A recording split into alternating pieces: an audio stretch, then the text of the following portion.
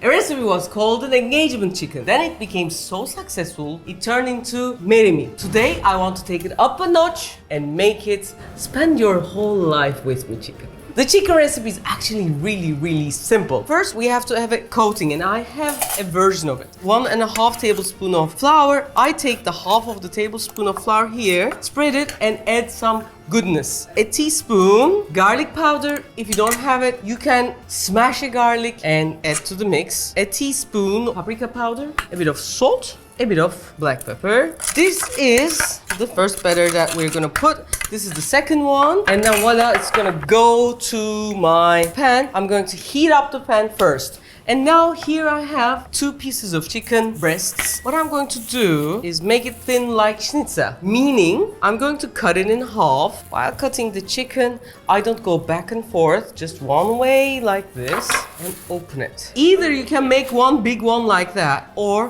for it to easily fit in the pan, cut it in half like this and then feed it. Feed it. That was not the dance, sorry.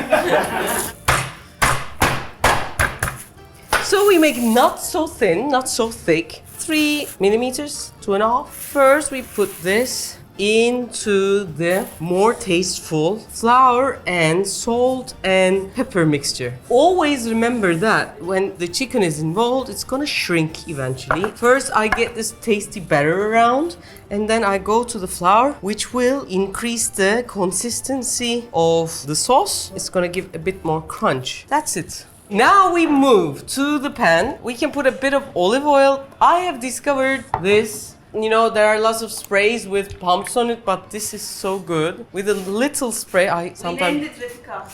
Yeah, it could be named as Refika. I love it so much. Then put these chickens first on the side, which is closer to me, and to the front.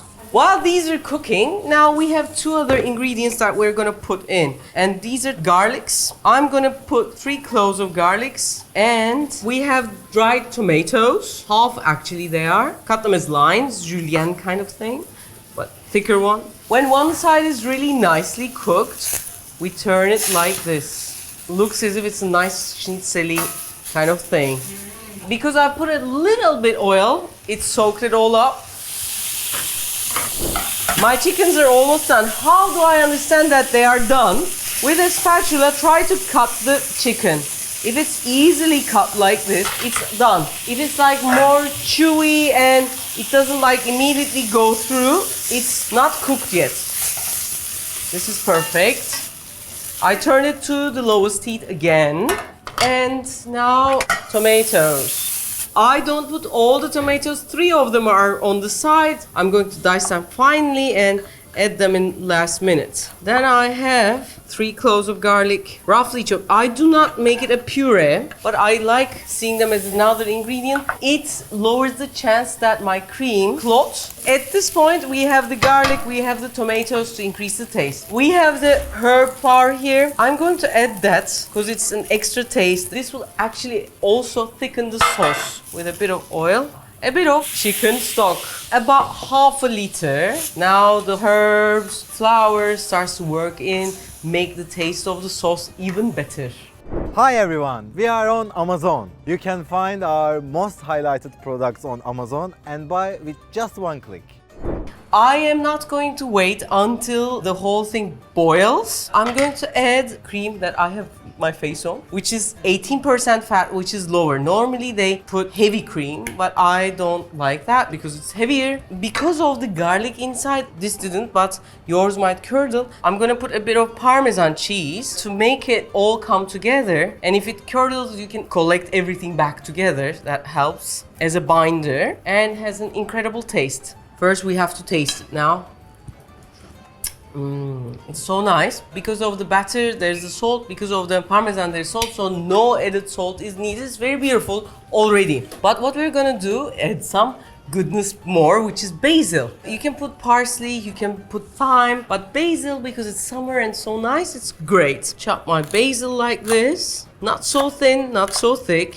And normally, if you want a nice, great chicken, this is already incredible. We put our chickens back in. They are going to simmer inside this beauty for 5 minutes and get the beautiness of each other together. That's marriage. And now I have few added things on top and make it even spend your life with me. Actually, for now, this is the Marry Me chicken on its own, but I want to make it to spend your whole life with me. And spending your whole life with me is kind of a test. We have the sweetness, sourness, bitterness in life. So I'm going to add last minute of those things inside. Bitterness comes with a bit of red chili pepper for that hard, tough, painful days. Some feelings are sour. Our kid does something and it's not suitable for you, for me, or you do something which makes me shame. I fail at work and you have to bear with me and all those. The sourness comes from the pickle,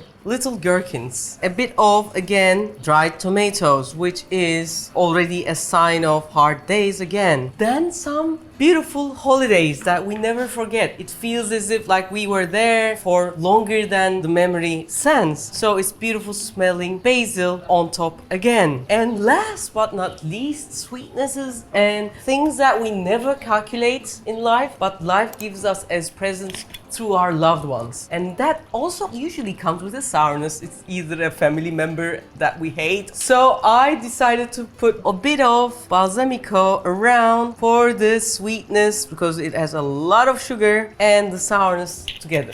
Basically, as a summary, life and a relationship bears a lot of sourness and pain, but it's beautiful. We do it anyhow because when it doesn't happen in your life, it's like this big emptiness. So here we have Marry Me and spend your whole life with me chicken. Hope you enjoyed it. Hope my crew enjoys it because being with me is something similar. Now we're gonna eat it with our whole crew. Take care.